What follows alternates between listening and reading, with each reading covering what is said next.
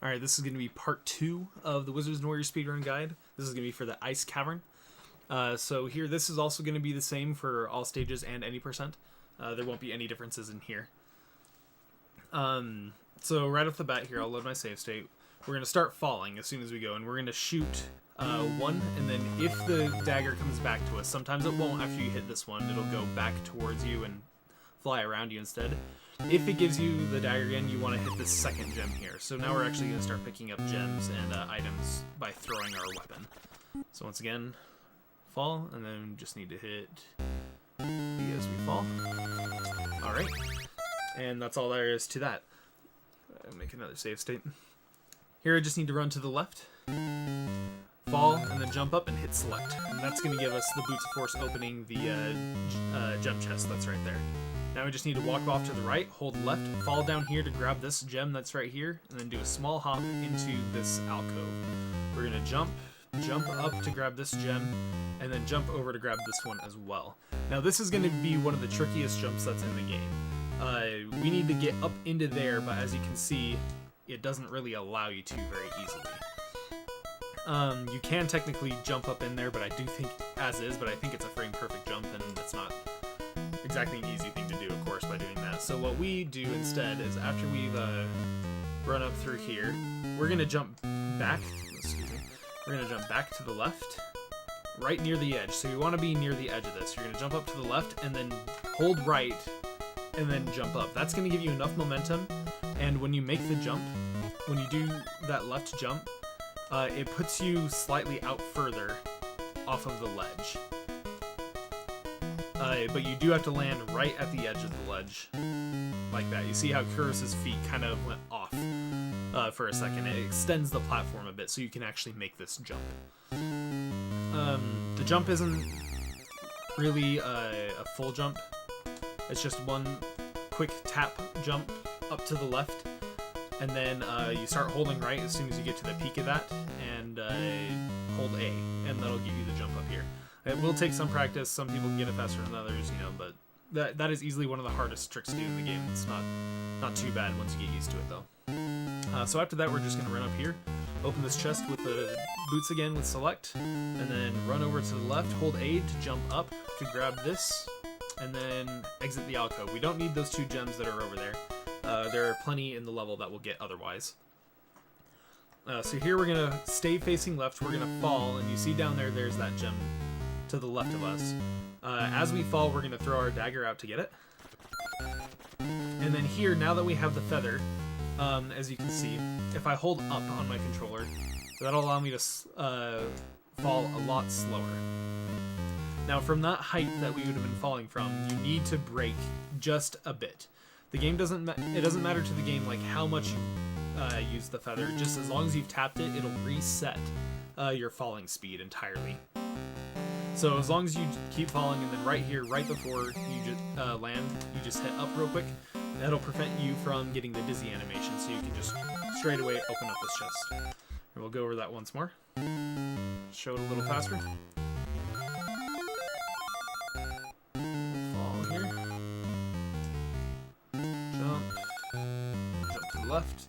Oh, I'm not going to make it. Oh, I did make it. Okay. It was a little sketchy on that one, but, you know, I did make it, so...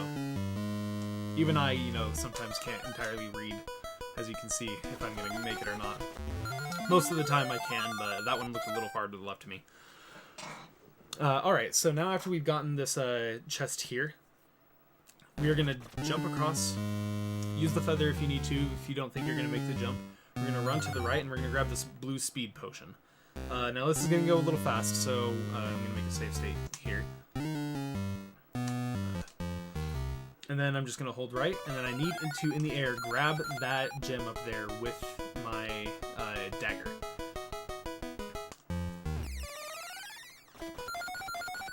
Now in that, if I also need to brake with the feather, because if I don't, I fall down straight into this if I just hold right.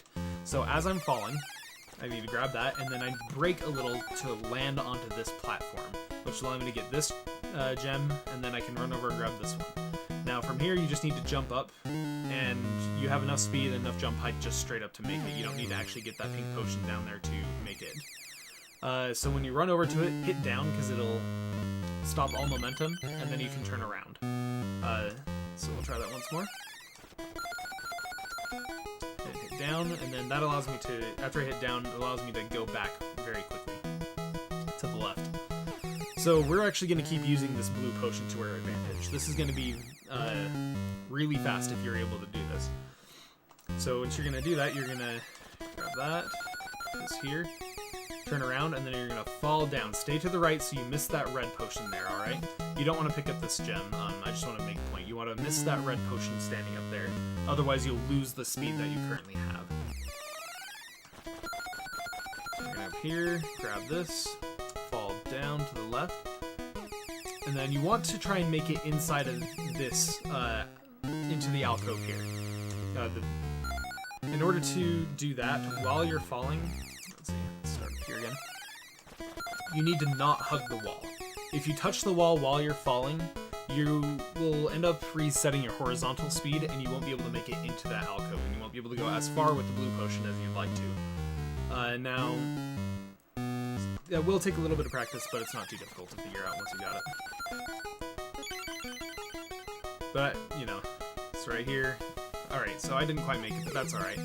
If I have enough speed, as you can see right there, I jump at the very end of this. I have to have that blue potion still active. If you notice you don't make it down into the alcove, you usually won't make it. I barely made it as I did.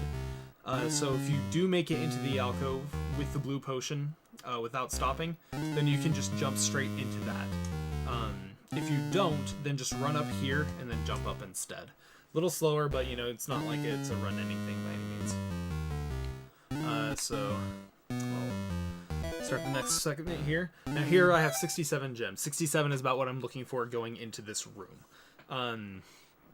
As you go, you'll kind of get an idea of what gem counts you want at what point in every level. So this is one that I check to make sure that I have enough gems. You know, 67, 65 I can work with still. You know, there's a few backup gems that you can get here and there, but 67 is kind of what you're looking for at entering this door.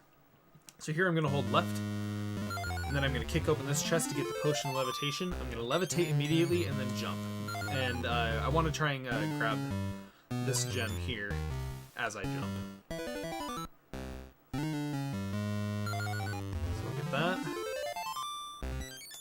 Just like that. We'll open up this one for more gems. Jump up to the left, jump up to the right. We're going to levitate and jump up left. And then do a full hop here to grab this pink key.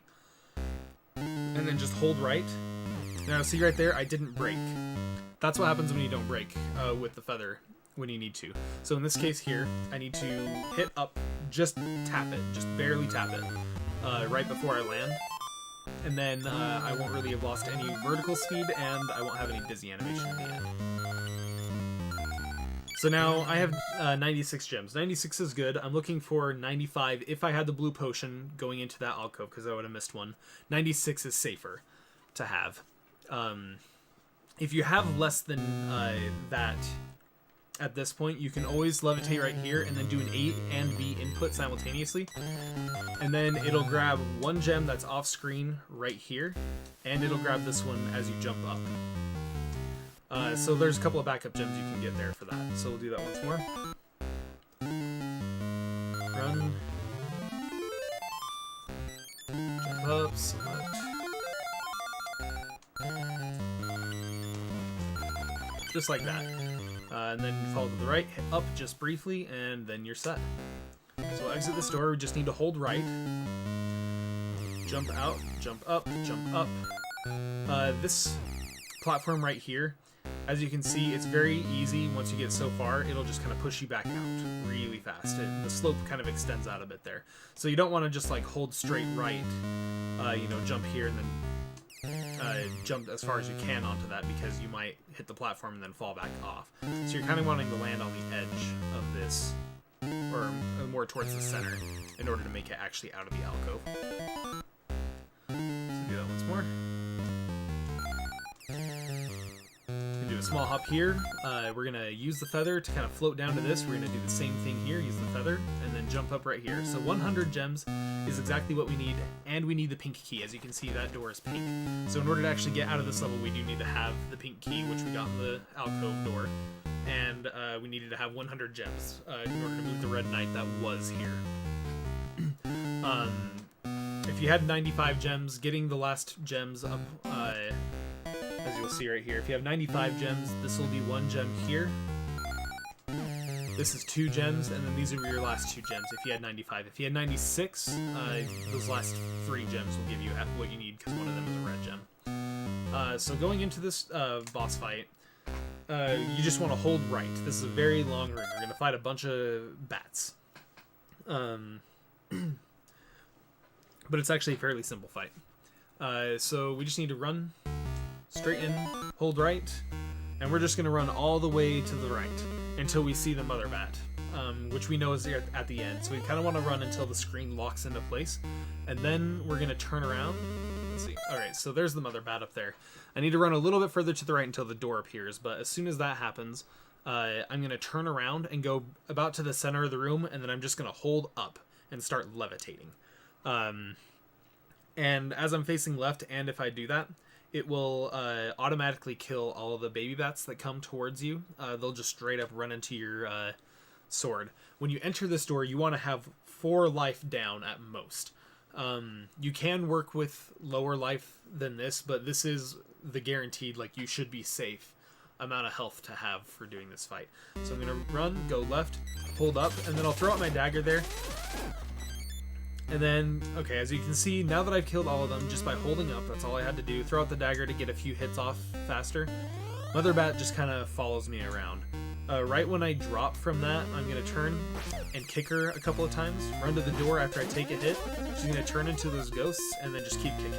So at that point, you should have enough iframes and enough health, as you can see I have 1 left, that you can just keep kicking her and in place, and it should work. So we'll do that once more a little faster. So again, we're going to run all the way to the right.